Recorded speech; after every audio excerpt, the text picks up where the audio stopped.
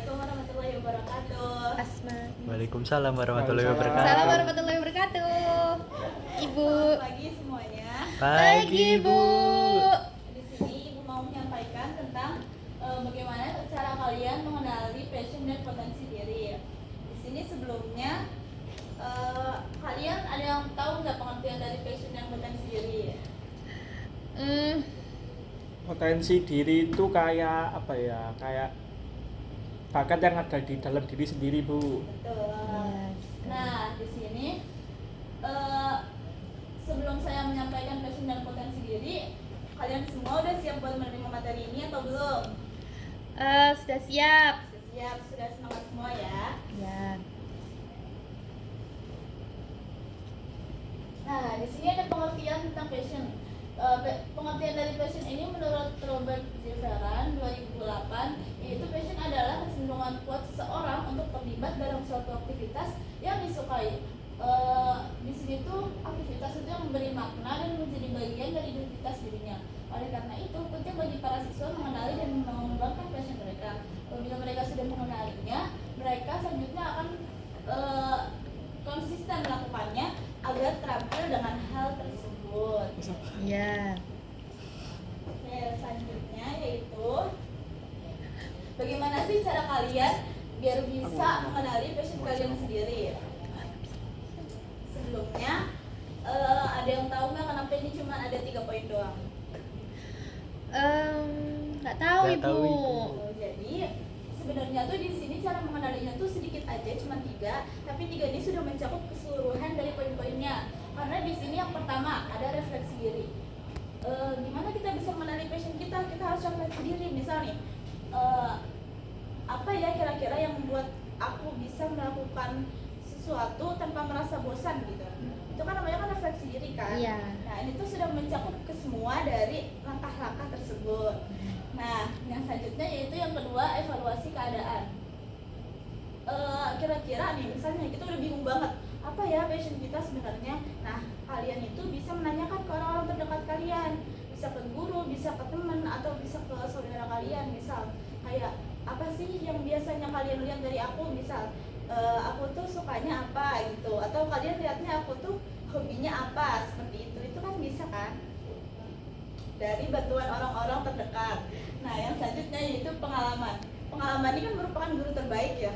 Jadi kalian ini bisa kayak, oh aku nih sering, misalnya aku nih sering naik gunung, atau aku nih sering menggambar. Itu kan bisa dijadikan sebagai potensi diri kalian kan, untuk menunjang masa depan kalian, seperti itu. Selanjutnya itu di sini ada. Nah ini ada langkah-langkahnya. Yang pertama yaitu terus belajar dan mengeksplorasi. Jadi kalian tuh bisa kayak terus belajar. Buat kalian tuh boleh mengatur akademik kalian, tapi kalian juga harus membagi waktu bagaimana kalian bisa mengetahui apa saja passion kalian. Nah selanjutnya eksplorasi. Eksplorasi ini apa sih artinya? Ada nggak yang tahu arti dari eksplorasi? Penelusuran. Ya, benar, penelusuran. Eksplorasi ini kayak kalian tuh mencari tahu suatu hal gitu. Kayak kalian tuh bisa mencoba banyak hal, menelusuri banyak hal buat kalian mengetahui apa sih yang menjadi passion kalian, seperti itu. Nah, di sini juga ada yang kedua, berani mencoba dan gagal. Jadi karena kalian sudah menelusuri banyak hal, kalian tuh harusnya tuh tahu gitu bakal ada resiko gagal. Jadi kayak nggak mungkin kalian berhasil terus. Nah, kuncinya adalah kalian bisa berani untuk gagal. Jadi mindset kalian tuh gagal itu bukan akhir dari segalanya, tapi gagal itu udah menghapus setengah dari list kalian. Jadi jatah gagal kalian tuh berkurang, seperti itu. Nah selanjutnya itu konsisten dan disiplin dalam mengasah passion. Nah konsisten itu benar-benar hal yang paling penting banget teman-teman. Karena misalnya nih kalian udah tahu potensi atau passion kalian di mana, tapi kalian nggak konsisten melakukannya, itu kan percuma ya. Jadi kunci dari semuanya itu cuma konsisten gitu. Ketika kalian sudah konsisten, maka kalian tuh akan mudah untuk mengembangkan potensi diri kalian, seperti itu.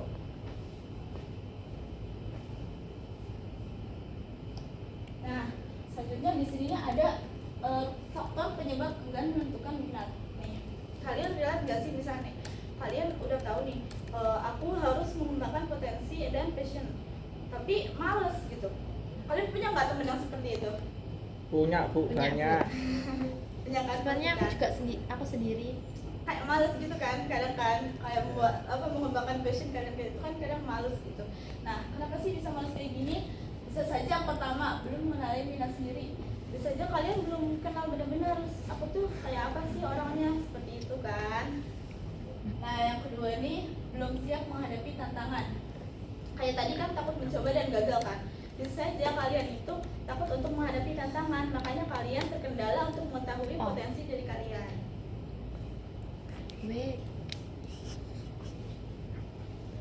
Nah, selanjutnya di sini ada banyak hal yang ingin dicoba. Nah, wajar banget buat di umur 17 sampai di umur 20-an itu kalian tuh merasa kayak bingung banget nih apa ya kira-kira yang menjadi potensi kalian, karena kalian tuh masih banyak yang harus dicoba. Di umur segini ini biasanya sih kalian tuh suka nemu gak sih teman yang kayak highlight itu banyak misalnya hari ini naik gunung, terus besoknya dia berenang, terus besoknya lagi dia tiba-tiba melukis, besoknya tiba-tiba berkuda, highlightnya tuh banyak gitu. Karena memang di umur segitu tuh dia tuh lagi mencoba banyak hal, jadi wajar saja dia belum menemukan potensi diri dia seperti itu. Nah, selanjutnya di sini masih mencari pengalaman. Misalnya orang yang kayak belum tahu potensinya, dia tuh bilangnya tuh kalau ditanya kamu tahu nggak apa passion kamu, nggak tahu. Dia juga nggak tahu tuh bukan karena dia nggak mau tahu atau gimana, tapi karena dia merasa dia tuh masih pengen mencoba banyak hal seperti itu. Nah, yang terakhir ini tidak terbuka terhadap hal baru. Nah, kalau seperti ini tidak boleh ya teman-teman, karena kita tuh harus mencoba banyak hal gitu. Kalau kita tidak terbuka dengan hal-hal baru, gimana kita bisa mengetahui apa yang menjadi passion kita seperti itu. Jadi kita harus keluar dari zona nyaman kita. Nah, yang selanjutnya di sini ada solusinya. Gimana sih solusinya? Misalnya kita belum mengetahui potensi atau passion kita, di sini ada 6 solusinya. Pertama, gak usah terbebani dengan pikiran kalian.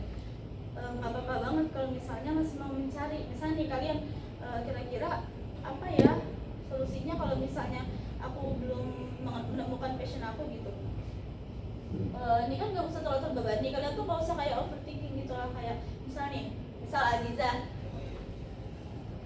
Aziza, aduh teman-teman kok udah bisa ini ya, aduh teman-teman kok udah jago ini, udah menang di lomba ini, tapi kok aku nggak bisa apa ya kira-kira passion aku kayak gitu kan. Itu lo overthinking kan. Nah, sementara Aziza ini umurnya ini masih emang masa-masa mencari jati diri, jadi nggak apa-apa banget kalau misalnya ngerasa kayak bingung gitu. Nggak usah terlalu diambil pikiran, kita sama-sama masih sambil mencoba seperti itu. Nah, yang kedua, coba banyak hal dulu. Nih, kan di sekolah kan ada kayak ekstrakurikuler, ada juga perlombaan. Gak perlu banget buat nyoba satu persatu, karena kalau kita nyoba bisa jadi kita bisa menemukan hal baru dari dalam diri kita seperti itu. Nah, yang ketiga, perhatikan apa yang bikin kamu kehilangan waktu. Nah, kehilangan waktu di sini tuh bukan negatif teman-teman, maksudnya kehilangan waktu tuh kayak apa ya? Misal nih, aku suka melukis. Nah, dengan melukis ini aku suka kalau misalnya aku menghabiskan waktu. Jadi aku nggak ngerasa keberatan waktu aku habis buat melukis gitu. Nah, berarti passion kamu bisa jadi di melukis seperti itu. Nah, yang keempat nih, nggak harus langsung mahir atau jago. Jadi nggak apa-apa banget teman-teman. Bisa nih kalian ngerasa, oh aku jago nih kayaknya buat contoh, aku jago buat memasak, tapi kalian ikut kompetisi memasak kalah gitu. Nah, itu nggak apa-apa banget buat nggak ngerasa jago sesekali gitu. Jadi kalah ya nggak apa-apa teman-teman, siapa tahu passionnya emang di situ tapi ya belum mahir aja gitu. Nah, selanjutnya itu jangan takut gagal atau salah pilih. Nah, ini nggak beda jauh sih teman-teman, sama jangan nggak harus langsung mahir atau jago. Jadi kalau misalnya kalian ngerasa nggak jago dan takut gagal, nggak apa-apa, nggak jago kan bisa diasah lagi. Terus takut gagal, kenapa takut gagal? Kan habis gagal pasti berhasil, seperti itu teman-teman. Nah, yang terakhir ini, ngobrol sama orang yang kamu percaya. So udah di tahap kayak bingung banget apa sih solusinya, ini tuh bisa banget kayak, oh aku punya wali kelas yang baik, oh aku punya kakak yang keren gitu. Bisa nih ngobrol sama wali kelas atau kakak yang ibu gimana ya kira-kira saya nih ngerasa gini. Nah, siapa tahu gurunya tuh bisa memberi masukan kepada kita, atau misal ke kakak kita kayak, kak aku ngerasa bingung, aku mahir di sini tapi aku nggak ngerasa jago di sini.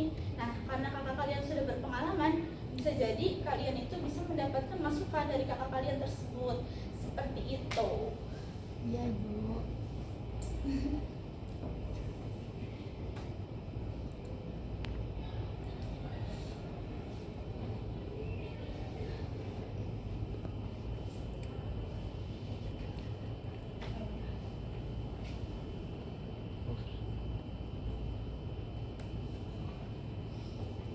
Sekian dari Ibu. Selanjutnya adakah teman-teman yang ingin bertanya? Tidak ada. Tidak ada Ibu. Oke. Aku mau bertanya, Bu. Apa? Kalau kita tuh sebenarnya tuh punya gini, aku punya impian, bukan impian, kayak aku pengen melakukan itu, tapi banyak gitu loh listnya, kayak pengen renang, pengen apalah gitu yang ingin aku coba, tapi itu selalu nggak jadi dikarenakan kayak aku kayak nggak bisa dan nggak mampu deh gitu. Karena berarti itu karena ngerasa nggak mampu gitu. Iya kayak gitu. Gimana sih Bu cara mengatasinya? Solusinya tuh yang pertama kan kita tuh kan kayak kalau buat list itu bisa kayak lebih realistis. Misal kamu pengen berenang, nah di dekat rumah kamu tuh ada wahana kolam renang yang lebih dekat atau lebih terjangkau harganya. Nah sebenarnya yang terdekat dulu. Misal besok kamu mau mencoba berenang, nah besoknya lagi kamu mau mencoba melukis. Nah ada nih medianya kayak aku punya cat air gitu, aku punya akrilik seperti itu. Nah malamnya kamu bisa mulai melukis seperti itu. Jadi dari mulai hal-hal terdekat dulu bisa kamu buat list seperti itu, hal kecil dulu maka yang penting terbiasa seperti itu. Nanti bisa terselesaikan dan kalian bisa menemukan passionnya seperti itu. Baik, apakah sudah cukup? Sudah cukup Bu, terima kasih. Baik, nah di sini nanti Ibu akan menyampaikan lembar kerja untuk kalian. Nanti bakal Ibu kasih link Google Drive-nya. Kalian kerjakan, Ibu kasih waktu 15 menit. Setelah itu langsung dikumpulkan dan Ibu akan pamit keluar. Baik Oke. Bu. Sekian dari Ibu, kurang lebihnya mohon maaf. Terima kasih. Wassalamualaikum warahmatullahi wabarakatuh. Waalaikumsalam warahmatullahi wabarakatuh. Oke, sebelumnya saya Andri Tiar sebagai observer ingin memberikan penilaian terhadap praktikum yang telah dilaksanakan. Tadi praktikumnya sudah dilaksanakan dengan baik, seperti pembinaan hubungan, penyampaian rencana juga jelas, materinya juga sesuai, PPT-nya juga sesuai. Selanjutnya itu metodenya juga sudah sesuai dengan RPL, juga sudah kayak suasana kelasnya juga sudah terjalin dengan baik, tidak sedikit boring, tapi seperti itu. Sepertinya itu saja untuk penilaian observasinya. Selanjutnya terhadap penilaian RPL-nya. Sebentar. Untuk penilaian RPL-nya sebenarnya sudah jelas, akan tetapi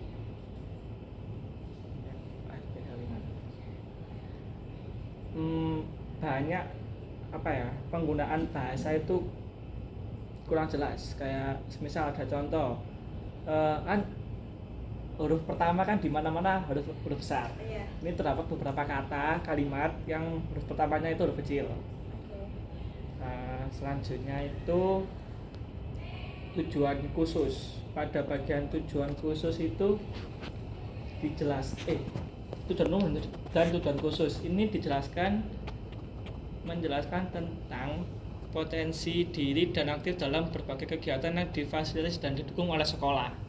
Itu sama sekali tidak masuk dalam materi. Terus juga tujuan khususnya ini sebenarnya sudah selaras sama tujuan umum, akan tetapi tujuan khusus dan materi yang disampaikan sangat berbeda jauh, sama kayak gak nyambung sama sekali lah. Setelah itu juga di bagian evaluasi tidak menjelaskan ini tuh evaluasinya mau dilakukan secara bagaimana. Cuma di sini cuma ada indikator iya atau tidak. Kayak evaluasinya secara tertulis atau gimana? Nah, tertulis, angket atau seperti apa itu tidak dijelaskan. Cuma di sini dijelaskan indikator saja. Kayaknya ini evaluasinya mau pakai apa? Angket. Iya, Feb. Nah, itu seharusnya ditulis. Oke. Kayak semisal evaluasi proses. Guru BK melakukan evaluasi proses terhadap siswa setelah melakukan pelayanan mengenai kesiapan peralatan dan fasilitas, sikap setelah didik, menggunakan angket atau observasi seperti itu. Tidak, Deskripsi dulu di atasnya. ya, tidak usah dijelaskan indikatornya. Oh, iya. Kalau mau dijelaskan itu boleh tapi beda paragraf lah, gitu. Oh iya. Berarti di bawahnya. Ah. Gitu. Terus untuk media, di sini di RPL medianya dituliskan PowerPoint itu sudah benar, tapi PowerPointnya di sini ditulis menyajikan Oh, iya. materi video inspiratif, kuesioner minat bakat dan itu prosedur. Lupa diedit. Soalnya ternyata ada videonya. Harusnya Ya. sesuai tuh. Selanjutnya evaluasi sudah. Refleksi sudah baik semua. Cuma sih yang perlu di-highlight banget itu ini lampirannya ngacak banget, kayak tidak ada keterangan, kayak ini kan di bawah tabel tertulis lampiran-lampiran, karena ada satu lampiran materi metode KPD, Ya. 2 lampiran evaluasi proses dan hasil, 3 lembar refleksi kegiatan. Ini di sini cuma langsung satu lampiran materi. Seharusnya penulisannya itu lampiran 1 Oh, tanda dikasih kutip lampiran gitu, dikasih tulis lampiran. ya 1 tentang materi, terus selanjutnya lampiran 1 tentang media, lampiran 1 KPD. Selanjutnya seperti itu. Oke. Sebenarnya isinya bagus, cuma tata letak RPL-nya kurang sama RPL sama materi yang disampaikan beda. Oke, seperti itu. Oke, sudah cukup. Sekian saya Tadi Observer, terima kasih. Ada ininya nggak?